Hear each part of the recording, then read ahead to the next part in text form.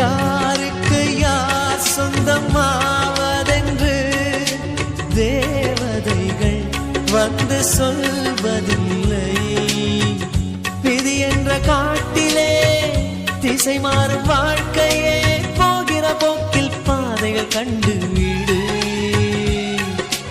எண்ணம் போல வாழ்க்கையே எவருக்கும் வாய்ப்பதில்லை.